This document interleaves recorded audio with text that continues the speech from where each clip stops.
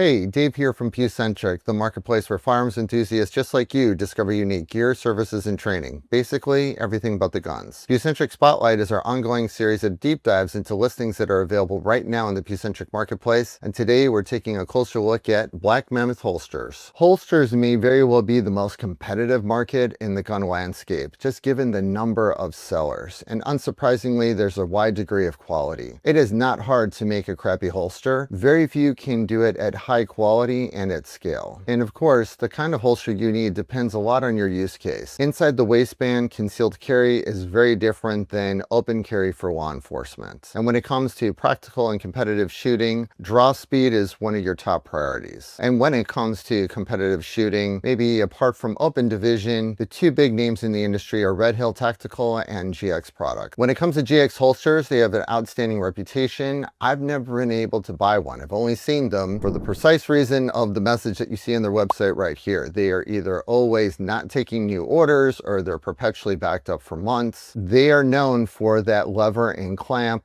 innovation in the holster industry that has really great retention when it's locked, but is very smooth for the pistol to be drawn when it's unlocked. And when it comes to Red Hill Tactical holsters, as you can see here on the table, I've had many over the years. This is just a subset, from hard to find holsters for kind of oddball pistols to your traditional Shadow 2 holster. And I'll note I got this one used when it came with my pistol, and it's fantastic from day one that I got it till now. And then you have this light bearing holster. They have a lot of different options and finishes, and I can't really say anything negative about Red Hill Tactical. In my book, Red Hill Tactical and GX have set the benchmark for competitive pistol holsters, and any new entrant like Black Mammoth is going to be held against that standard. So to make this analysis as apples to apples as possible, I'm going to be showing a variety of holsters for the same pistol. In this case, my CC Shadow 2, the real pistol, as well as my Ace VR1 from 71 Creative. I think we can simplify this all down to three main areas that we can use to compare these different holsters. First is build quality. I'm talking about rigidity and durability, typically based on the thickness of the material, but not necessarily. A second area of comparison is fitment and trigger coverage. Yes, a competition holster has to allow a quick draw for the pistol, but you can't really compromise on the coverage of the trigger and the trigger guard. Safety is the #1 priority. And the third area is options for customization. It's not only a challenge for a holster maker to support the wide variety of pistols out there, but those pistols, especially for competition, get a lot of customizations themselves that would affect the fitment with the holster. And beyond the variety of options for the pistol itself, or of course the customization options for the holster, what hole patterns are supported, what are the retention options, is it available for left and right-handed shooters, what are the color options on the outside and on the inside. Just like Matt Lee of Lee Holster Hangers mentioned, it's challenging to be competitive in this market because you have to support all the different colors and options, and the same is true here for the holster space. So let's go through these three areas and we take a look at each of these holsters quickly. This is a generic no-name holster. I have no idea what I paid for it or what even brand it is. It is not sturdy. You can see a lot of flex in this holster. Of course, I got to break out the calipers as I always do. You can see here 0.12 inches, and again, it's not just about the thickness, but it's, or 0.1. It explains why it's flimsy. Now, in terms of the fitment, I think that does a great job of covering the pistol. I think it's a little loose in there, but it does the job for coverage. And further, it works with the Shadow 2 from 71 Creative as well, which is sometimes a challenge given the deep cut that we have here. I don't think it goes all the way down, but I think it's pretty good, and it covers most of the trigger guard, as you can see there. What about this holster? Again, it doesn't matter. I don't want to mention the name of the maker of it, but it is a double layer of Kydex, so you would expect it to be more rigid, but it's thinner still. They use probably a different kind of Kydex. We're talking about 0.16. So yes, it's thicker, but it's still not that sturdy. It does support pretty good fitment. Great coverage there. Not so good for the Ace VR pistol. As you can see here, it doesn't cover the trigger guard, so it's not going to be suitable for practice with this Ace VR.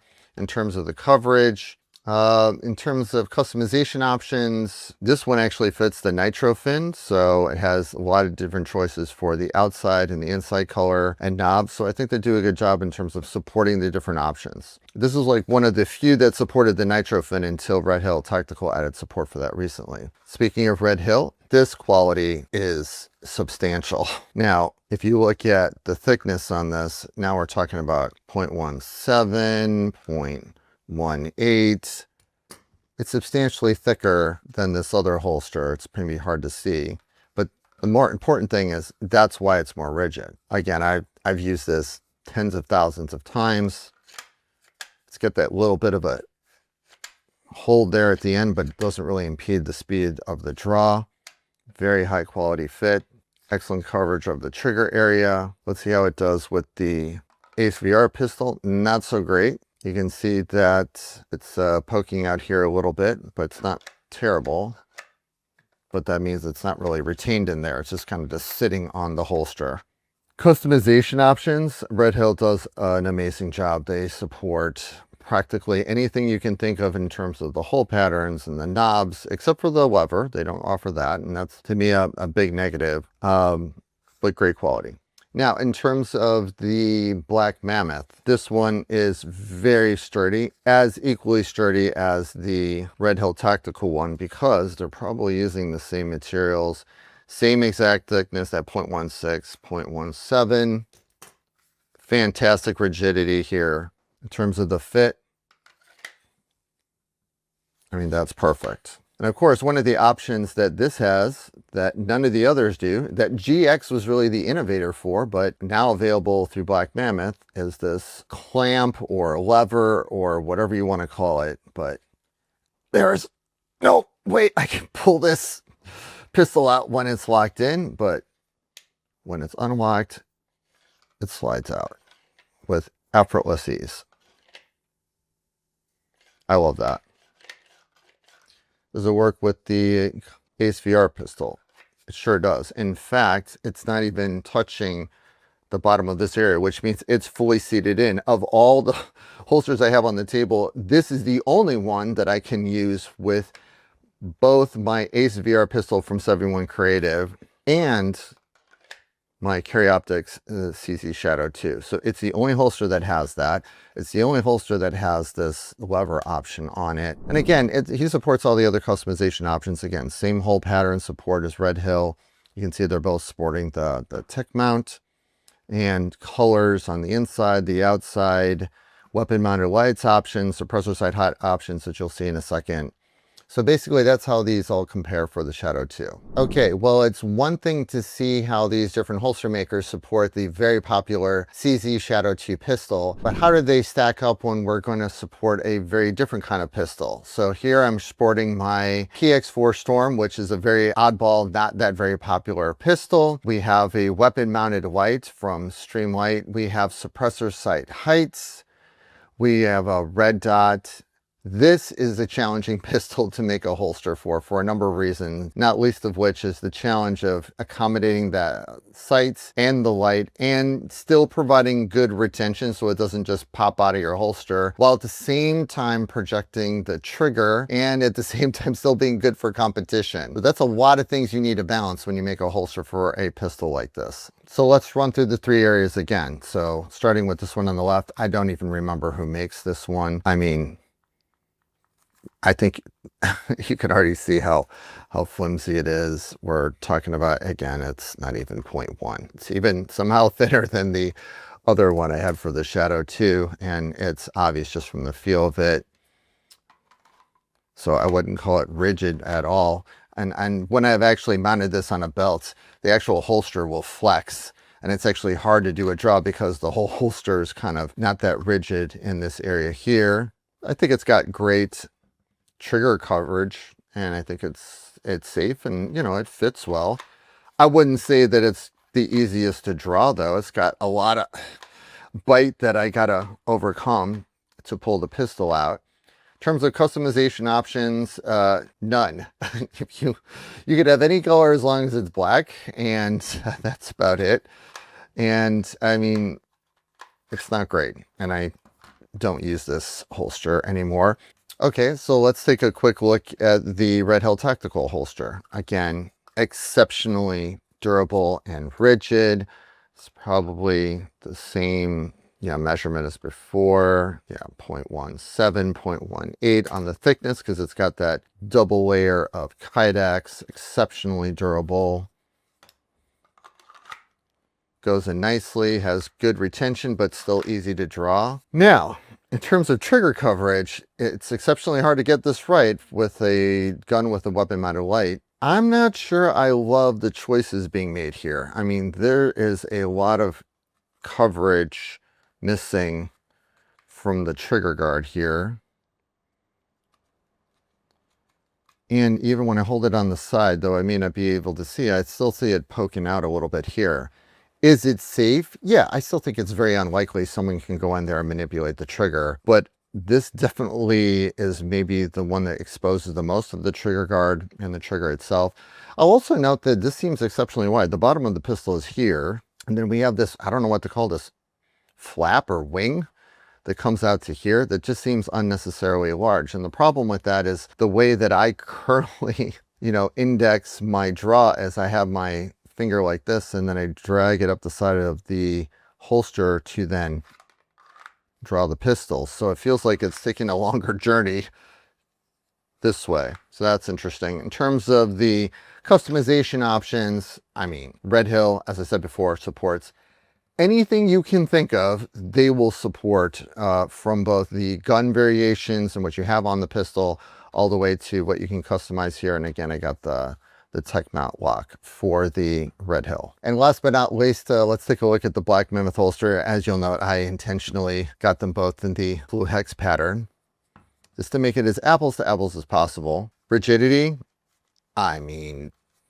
I think this may be the most rigid holster I have. Again, double layers of Kydex. It's the 0.17, 0.18. Again, identical to the Red Hill tactical holster. I mean, this thing is not moving at all. Okay, so in terms of the fitment, perfect. Now, does it snag with the suppressor sight heights? No. No impact at all. Does it hold on to the light at the end of the reholstering? Yeah. But it's still very easy to draw. But look at the superior coverage here in the trigger guard area. Yes, it's not perfect. This is a gun with a weapon mounted light, but this is substantially harder to get anything into the trigger guard or the trigger area. So I think that Black Mammoth has done a better job of creating a safer gun than Red Hill has in that regard. And again, in terms of customization options, you can pick the color knobs you want. You can pick the inside and the outside colors that you want for your holster, the mounting options for your belt. Again, I would say it's equivalent in terms of the variety of customization options, but much better in terms of fitment and trigger coverage. So we've taken a look at build material, trigger coverage, and customization options for both Red Hill Tactical and Black Mammoth and a couple other holsters. But how does this all come together to affect real world performance? Or in other words, for the same pistol, here's my CZ Shadow 2 with my Magmo grips. I have my competition belt with my Lee holster hanger. What difference would it make if I were to put on the Red Hill Tactical holster versus the Black Mammoth holster? Holding everything else equal, which one can I draw faster and more consistently from? The tricky thing about testing any shooting gear is that most of the time you're really just testing the limitations of the shooter, and this is no exception. But I still wanted to bring a little bit of bro science rigor into the mix. So for this test, I used my Mantis X mounted to the magazine so it wouldn't interfere with holstering. The Mantis X isn't perfect, but it just keeps things consistent and gives me actual data as opposed to I think this feels faster. And I can do it repeatedly over 15 draws so it gets some sort of average and mean. Another way I'm trying to create consistency is by running the same drill for each combination of pistol and holster. In this case, I'm running a bill drill to a very small pacer on my wall just to keep me honest. So I need to keep not just the first shot, but all 6 shots on that small pacer. And that's really more illustrative than just me drawing as fast as I can and pointing anywhere on the wall, because that really doesn't simulate real world performance. What I'm really trying to measure here is how each holster affects the start of the draw, the grip and the pull specifically, which then ultimately affect the time to first shot, which is what I'm measuring as well. A couple caveats right up front. I'm consistent, but definitely not perfect. So I tried to warm up with every pistol and holster combination beforehand, so I wasn't just going in cold into the test. I tried to mix up the order. The Mantis itself is, only as accurate as it's going to be. And it sometimes frustratingly doesn't even pick up every shot. So I probably shot some pistols a few more times than the others because Mantis just wouldn't pick up the shot. I started with the Shadow 2 in the Red Hill Tactical Holster, which, I've probably drawn 70,000 times plus or more. Super familiar and comfortable. And when I switched over to the Black Mammoth holster, at least to me, the feeling was there was no question that the draw was noticeably smoother, because once I unlatched the holster, it just slides right out. I consistently felt like I was shaving a little bit of time off that initial pull and grip phase, and that was actually borne out in the numbers that I got from Mantis. And then I repeated the process with my PX4 pistol with the weapon mounted light and the Red Hill Tactical holster. I immediately flubbed the first couple of draws and had to start over because I had to adjust my particular draw style to accommodate this bigger, wing on the Red Hill Tactical holster. Then switched over to the Black Mammoth holster. And despite the fact that, they're using the same retention system, and it actually, as I mentioned, covers more of the pistol and especially that trigger art area, I was able to settle into a consistent and did clean draws very quickly, felt very comfortable with it as well. I recorded all 4 runs and charted everything out, and here's what I learned. To quote the late great Paul Harrow, there was a difference, but was there enough of a difference to make a difference? I don't think so. I think any variation may just come down to my own fatigue or just getting a little bit more loose and getting faster on the draws. And I think all of these holsters from Red Hill Tactical and Black Mammoth are great. And any real gains I'm going to get are going to come from me and not the gear. But I think one thing is clear, the gear is not getting in the way of my performance. The Black Mammoth holster can definitely hang with the Red Hill Tactical, and it delivers a smooth, reliable, and confidence-building draw. So in comparing the Red Hill Tactical and Black Mammoth holsters, we've looked at differences in material and build quality. We've taken a look at design differences, especially evident with the PX4 pistol, and at least my performance under somewhat simulated circumstances for both Shadow 2 and PX4 and both types of holsters. But the one last thing we need to take a look at is pricing and availability. Basically, apples to apples as much as possible. How much would it cost to take one of these home, and how fast can you get one?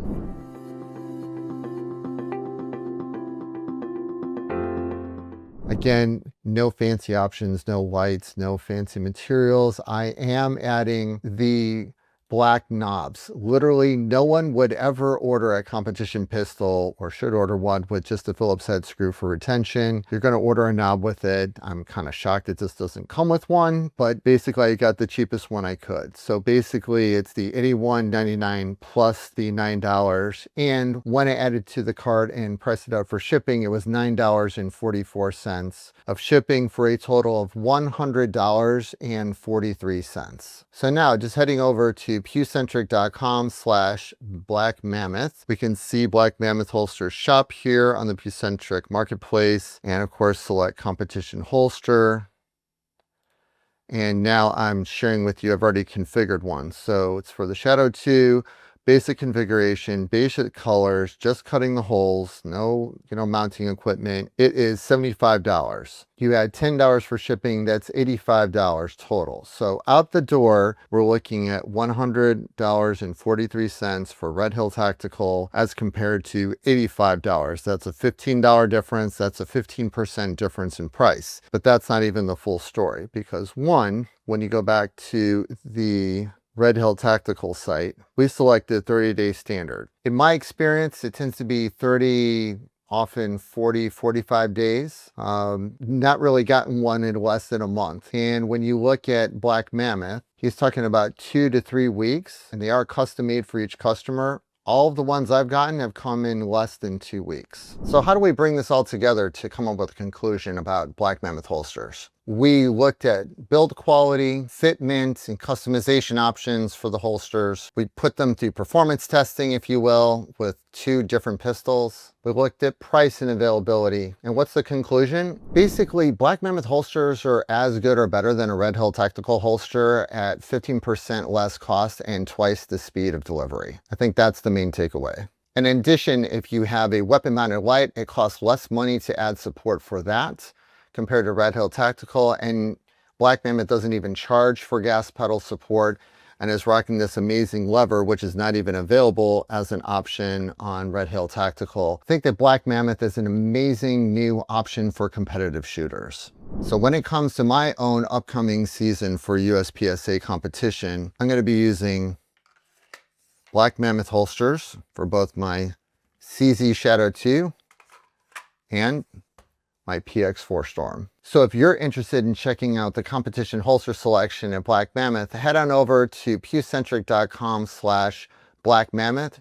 Links are below in the description. And as always, please like and subscribe. It helps with engagement, and we look forward to seeing you next time.